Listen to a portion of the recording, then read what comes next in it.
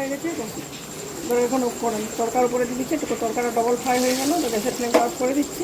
রুটির সাথে সার্ভ করবো, গরম গরম রুটির সাথে খেতে দুর্দান্ত লাগবে। বন্ধুরা, আমার রেসিপিটি খুব ভালো লাগবে নিশ্চয়ই আপনাদের, আজকে আমি আশা করি।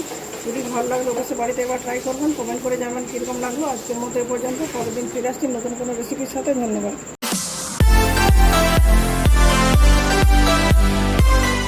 নমস্কার বন্ধুরা, আমার চ্যানেল উদয় বুদ্ধিতে আপনাদের সবাইকে স্বাগত জানাই। বন্ধুরা, আপনারা যারা আমার চ্যানেল দেখেন নিয়মিত তারা অবশ্যই জানবেন, যারা দেখেননি তাদের উদ্দেশ্যে বলছি, আমার চ্যানেলে আমিষ, নিরামিষ, বাঙালি, অবাঙালি বিভিন্ন ধরনের রান্নার রেসিপি আমি শেয়ার করে থাকি। আমার চ্যানেলের ভিডিওগুলো যদি আপনারা দেখতে চান, ইউটিউবে গিয়ে উদয়পূর্তি চ্যানেলটা সার্চ করে আমার ভিডিওগুলি দেখবেন। যদি ভালো লাগে অবশ্যই লাইক এবং ভিডিওগুলি শেয়ার করবেন। চ্যানেলটি দেখুন সাবস্ক্রাইব করে না থাকেন, অবশ্যই চ্যানেলটি সাবস্ক্রাইব করে পাশে থাকা বেল বাটন অন করে দেবেন আমার চ্যানেলের সমস্ত ভিডিওর আপডেট পাওয়ার জন্য। বন্ধুরা, আমি আজকে এমন একটি রেসিপি শেয়ার করবো যেটা 8 থেকে 80 সকল মানুষের খুব প্রিয়। আমি এটা শেয়ার করছি রাত্রে ডিনারের সবজি হিসাবে। আমি বানাবো তড়কা বানানোর জন্য দেখুন এখানে 400 গ্রাম মুগ ডাল নিয়েছি। মুগ ডালটা খুব ভালো মতো করে ধুয়ে 6 ঘন্টার মতো ভিজিয়ে রাখবো। বন্ধুরা, এই মুগ ডালের তড়কা আমি বানাবো। এটা খুব সহজ রেসিপি, সহজেই বানানো যায়। রাত্রের খাবারে আমরা যদি অনলাইনে খাবার অর্ডার করে দেখেন, সেখানে সকলেই রুটির সাথে তড়কাই অর্ডার করে। আর স্কুল কলেজ পড়ুয়া ছেলেমেয়েরা, অফিস কলিগ যারা আছেন তারাও যখন খাবার অর্ডার করেন রাত্রের খাবার, সেখানে তারা তড়কাটাকে প্রিফার করেন। বাড়িতেও আমরা তড়কা বানিয়ে খাই। আমরা রেস্টুরেন্টে তড়কা খেতে পছন্দ করি, কারণ সেই স্বাদটা বাড়িতে পাওয়া যায় না। তো বন্ধুরা, আমি আজ বাড়িতে বসে রেস্টুরেন্টের মতো স্বাদ পাওয়া যায় এমন একটা তড়কা রেসিপি আপনাদের সাথে শেয়ার করছি। প্রথম থেকে শেষ পর্যন্ত ধৈর্য ধরে ভিডিওটি দেখবেন, তাহলে বুঝতে পারবেন বাড়িতেও রেস্টুরেন্টের সাথে তড়কা কীভাবে বানানো যায়। তো বন্ধুরা, কড়াইটা আমি ভিজিয়ে দিচ্ছি, ফিরে আসছি 6 ঘন্টা পর। দেখুন বন্ধুরা, তড়কা বানানোর জন্য মুগ ডালটা ভিজিয়ে রেখেছিলাম 6 ঘন্টা ধরে। 6 ঘন্টা পর কীরকম ফোলা ফোলা হয়েছে দেখুন। যে পরিমাণ কড়াই দিয়েছিলাম ভিজে ডবল হয়ে গেছে। এরপর এই ডালটা সিদ্ধ করবো। তো শুধু সিদ্ধ করবো না, কীভাবে সিদ্ধ করবো সেটা আপনাদের দেখাচ্ছি। চলুন।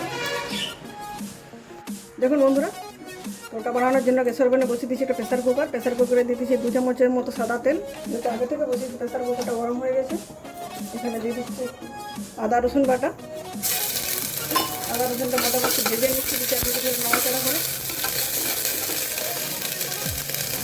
আর দিয়ে দিচ্ছি 1 চামচ হলুদ গুঁড়ো, 1 ছোটো চামচের 2 চামচ লবণ। রসুনটা ভাজা হয়ে গেছে, খুব সুন্দর ফ্লেভার হচ্ছে। এর মধ্যে অ্যাড করে দিচ্ছি ভেজে রাখা মুগ ডাল। ডালের যদি ডালটা লবণ হলুদ দিয়ে সিদ্ধ করে দিতাম, ডালটা বেশ অনেক হালকা হয়ে যেত। রেস্টুরেন্টে যেভাবে বানায় সেভাবে আমি বানাচ্ছি।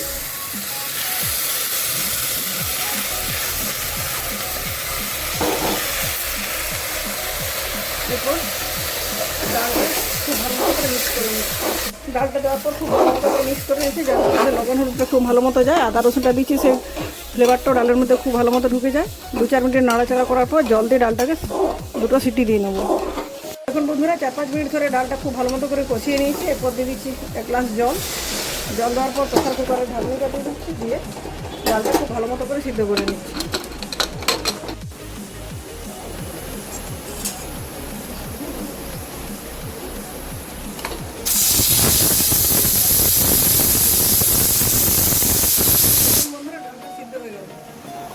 দেখুন বন্ধুরা, তরকাটা এবার ফ্রাই করবে জন্য কড়াইতে বসিয়ে দিচ্ছি। কড়াই দিয়ে দিচ্ছি সাদা তেল। আর এখানে প্রেসার কুকারটা ঠান্ডা হয়ে গেছে, ঢাকা খুলে দেখাচ্ছি। দেখুন তরকাটা খুব সুন্দরভাবে সিদ্ধ হয়ে গেছে।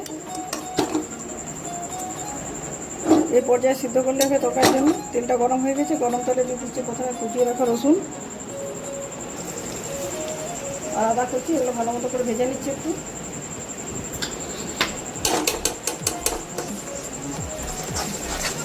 আদা রসুন ভালো মতো ভাজা হয়ে গেছে। এরপর দিয়ে কুচিয়ে রাখা পেঁয়াজ আর কাঁচা লঙ্কা, এগুলো খুব ভালো মতো করে ভেজে নিচ্ছি।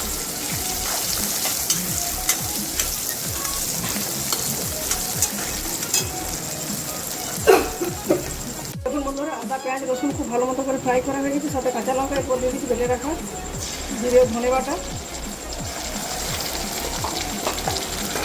শুকনো লাল লঙ্কা ছিল, আসলে লাল লঙ্কার গুঁড়ো যেহেতু নেই, লঙ্কাটা বেটে নিয়েছি। এটা দিচ্ছি 2 চামচ, এটা কালারের জন্য, ভালোর জন্য। 1 চামচ হলুদ গুঁড়ো, পরিমাণ মতো লবণ দেওয়ার পর মশলাটা খুব ভালো মতো কষিয়ে নিচ্ছি। দেখুন বন্ধুরা, মশলাটা খুব ভালো মতো কষানো হয়ে গেছে। মশলা থেকে তেল ছেড়ে দিয়েছি। এই পর্যায়ে অ্যাড করে দিচ্ছি সিদ্ধ করে রাখা মুগ ডাল।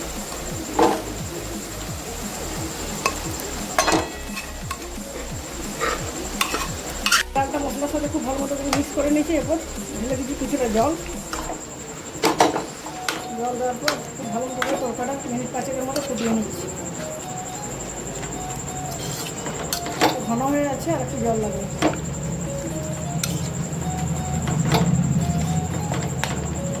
একটা ডাবু নিয়েছি, ডাবুতে 4-5টা কোয়া রসুন কেটে দিয়ে দিয়েছি। এটা গরম করে নিয়েছি তেলটা, এটা তরকার উপর থেকে ছড়িয়ে দেবো।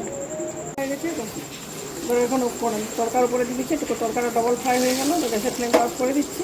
রুটির সাথে সার্ভ করবো, গরম গরম রুটির সাথে খেতে দুর্দান্ত লাগবে। বন্ধুরা আমার রেসিপিটি খুব ভালো লাগবে নিশ্চয়ই আপনাদের, আজকে আমি আশা করি। যদি ভালো লাগলে অবশ্যই বাড়িতে একবার ট্রাই করবেন, কমেন্ট করে জানাবেন কীরকম লাগলো। আজকের মতো এ পর্যন্ত, পরের দিন ফিরে আসছি নতুন কোনো রেসিপির সাথে। ধন্যবাদ।